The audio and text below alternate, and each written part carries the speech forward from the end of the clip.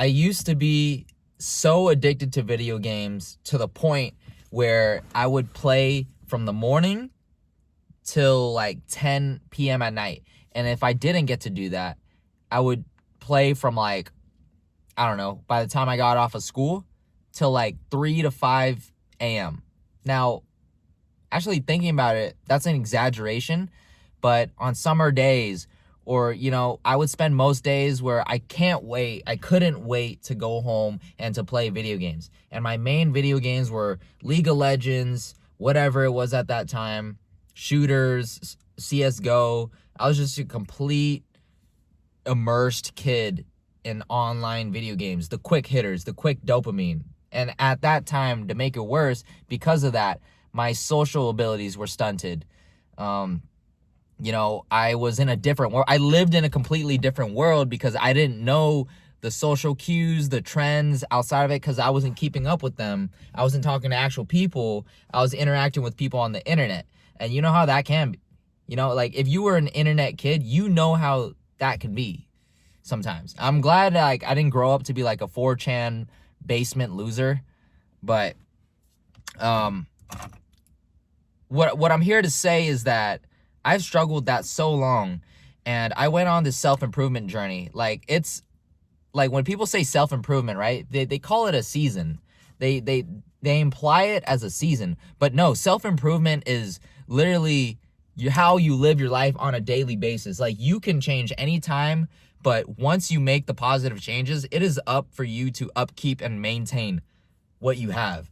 Like, just because I got jacked, just because I got smarter, I got a degree, just because I worked on myself emotionally, mentally, through all the generational trauma I experienced as a kid with immigrant parents, doesn't mean that I have it all together.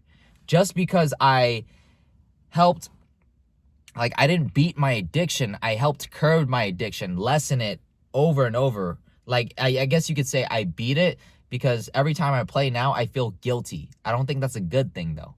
All right, I don't think that's a healthy way to think about it. So I can't decompress properly when it's something I grew, kind of used it as kind of like a trauma bonding experience to help cope with my low self-esteem, my lack of confidence, the way I hated how I looked my body. So I would play these characters, or I would watch anime and idolize and live through them, live vicariously through them, or other people, right? And it was very unhealthy.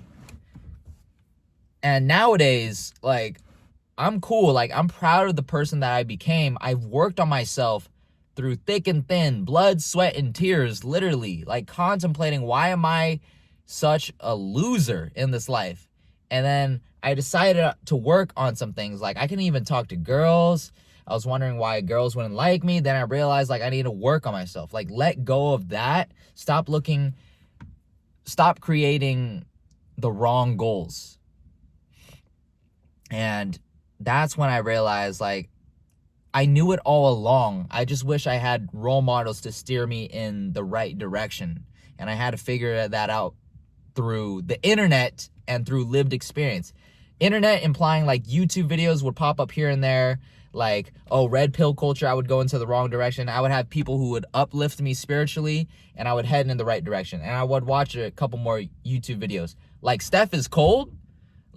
He's somewhat red pill, but he would speak some real shit. It would speak to me, even though I didn't relate. I wasn't black, but he spoke to a general audience, right? But his main audience is through lived experience, being a black person and things like that. But it's I'm an Asian person. I was an incel. I grew up in the suburbs. I can't relate to that stuff. So then I had to extrapolate that information, right? The lessons that you take from all these videos that I watched, because I was chronically online. And I decided to implement them into my real life. And you know what? Hey, I did it. I got better. And I saw some improvement. There wasn't any markers that I could measure, but I saw myself over the years improving. It was a very slow, gradual process. There was a lot of ups and downs because I didn't have systems in place. I didn't write things. I did journal a lot. I did take pictures of myself for hitting the gym, but I was so self-ashamed. I was so ashamed of the way I looked at that time. like about 5 years ago, my acne got really bad around like 2020, 2021. That stuck around. I had to take Accutane, things like that. Anyways, the whole story, the reason why I'm telling you all this is because video games didn't make it any better. Video games like helped me avoid responsibility of the real world. Like, I didn't get a job until I was like 18, 19. And I felt the need to, like, I just felt so bad and so ashamed. Like, what the fuck am I doing? I'm just playing video games at 19, I think. Yeah, 19 or, yeah, back in 2020. I'm 24 now. So I think that's when I was 19, yeah. So I got a job. I was like, what the fuck am I doing? I wish my parents pushed me in. I can't say I wish, right? My parents were busy taking care of us. I had a moral obligation. I had a higher calling or purpose to kind of, I felt that need, right? That inner moral compass. And I wasn't a good representation for my little brother either. He got addicted to video games as well, I would consider. Like, he plays a lot more than me now. Not now, but like he used to. Like, after I escaped it, he was in the thick of it. Anyways, the point is, the addiction never really goes away. And I'm not saying that as like a doom thing, like, oh my gosh. But the thing is, like, you have to look forward, like, you have to fill your life with other things. And it starts with the mind, right? It starts with associating with the version of you who you want to be, and start slowly working towards that version of you. Like, first, like, maybe you can't do cold turkey. Like, that's hard for me. Maybe you can. It's just, you have to have such a strong enough reason why to quit. For me, it was the desire to be a better man, right? To develop myself into a man. Like, what is a man? What is masculinity? I have always questioned that, and I never felt masculine about myself. Even till this day, maybe it's because of all the, like, the inner racism, like, towards Asians, how they're not masculine, how they're viewed and portrayed in Western culture. But I would say I'm developing myself towards a man, from a boy to a man, right? I'm not going to speak for that because it's just going to spark up too much controversy. It's like, you know the truth within you. And I knew that I needed to change. And after I did all that inner work and all that self-improvement work, hitting the gym, getting jacked, doing what I think a man should do, and then realizing, like, that's not the point of it at all, and getting jacked spiritually, mentally, like, getting smarter and being more self-aware, not being a low IQ human being, right?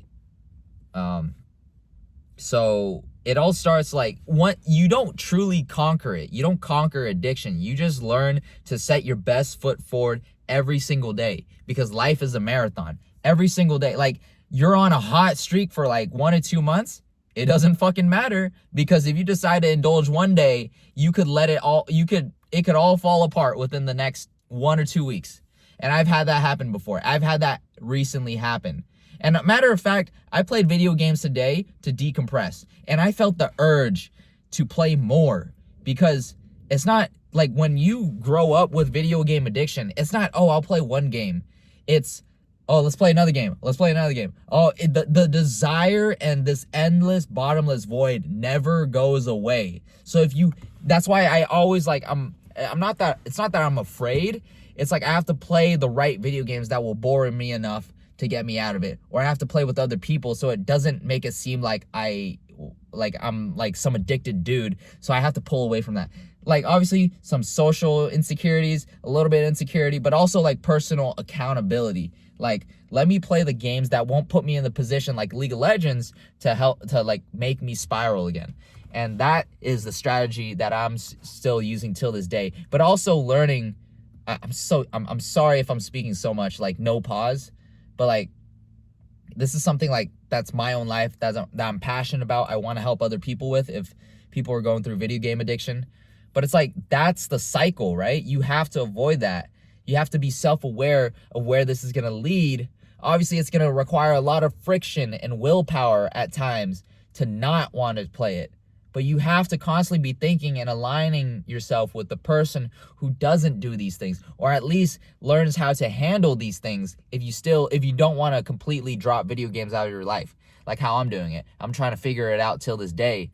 I think have a better understanding of the mechanisms, the cycle that leads into that despair, that doom scrolling, that playing for until like 3 to 5. Like, I could have played till 3 to 5 a.m. today, but I decided, like, hey, let's make a video on it. Let's explain what I'm feeling. I had other things I had to do. I got to go eat, things like that. I got to take care of my body, get enough calories, all these other moral obligations that you have set for yourself in order to offset that addiction. And that is the truth of it. Every day is a battle. You will not win the war against this. You can win the battles each day, and then eventually, I guess you can say, you'll win the war. But it starts with today. It starts the change today. Anything that you can do to get yourself off of that screen. Disrupt the patterns, okay? How do you break addiction? How do you break a cycle? How do you break a pattern? You break the pattern. You break what leads to playing video games. You get bored, you go on your phone, and then you're like, you get even more bored. And then I'm deciding like, oh, I don't really have a lot of friends to talk to. And then you go play video games because you're bored and you don't have friends to talk to, which was me in the past, like a lot of years ago, even like just a couple years ago. That was a lot. I hope you guys listened through that. The few of you that actually do watch this video, I appreciate you guys for listening. I hope that gave you some insight and some tools to work around, something to think about even. The first step is awareness, and I hope I provided that for you today. I'll see you guys later.